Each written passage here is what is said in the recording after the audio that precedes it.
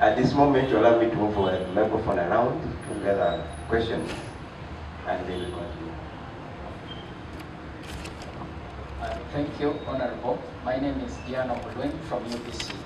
I have just two brief questions. One, as government, have you been in talks with the opposition? Because today plenary is resuming.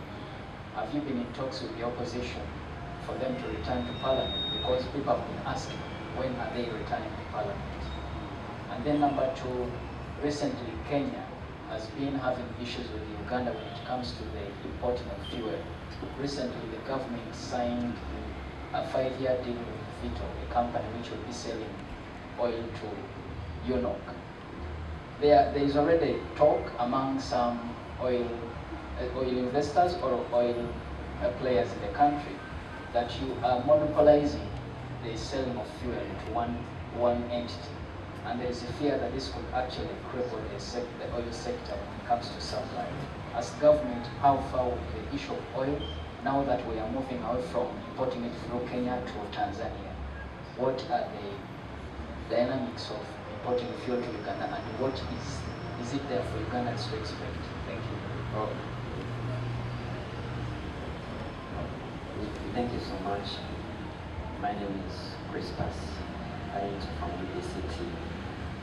My first question is about, you've raised an issue at pre-primary school where there was a fire. We supposed to set up guidelines that relates these nursery schools, because I remember some time back government had raised that issue whereby we are going to get nursery schools in this country. I'd like to know the status quo at the moment. The second question is this about the school inspectors, who we are saying they are supposed to be really checking these schools whether they are meeting the standards. I'd like to ask you, who is behind this kind of mess? Because we still see schools having burglars in their windows. And every time when we have school fires, government comes up and says that we are going to see what to do, we are going to see what to do. Who is sleeping on that job? Because people are dying, students are dying every now and then. These school inspectors, is it that they don't have powers to enforce these guidelines? What's government doing to ensure that this issue is dealt for once and for all? Thank you.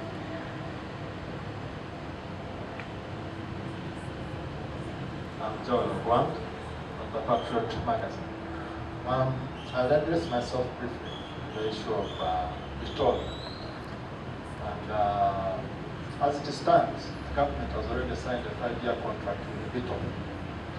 But at the same time, Parliament has not amended the Petroleum Supply Act of 2023 or something like that. What comes first? I thought it's supposed to be the level, then you go ahead and sign a contract. Now, when you sign a contract, are we not going to be in a position where the country was with Pineti, where government rushed to sign it? Did it sign a copy deal? I think it did. And then you come to Parliament, this Parliament, you don't sign, government is, the country is liable, the penalty, so much money. Now, my other point is the National Council of Higher Education, by law, is the regulator of higher education in the country. Now, as much as, for example, it can, because of inadequacies of some higher education institutions, even some universities, it can shut them down. Now, the shutting down is more theoretical because they cannot enforce the shutting down, as in going ahead to ensure that if the university A is shut, it should not operate. Some of them, even the National Council for Higher Education, will tell you we shut that one. But in the background, they are running normally. So, to what extent? Which ones have they shut and it's running? They are quite a list. They'll tell you more than 7. One? I don't know. Okay, but if you visit their website, for example, you'll find out that there are even 7 or more.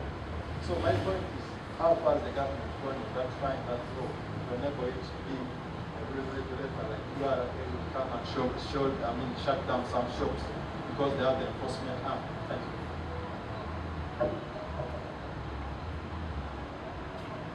you. Any other?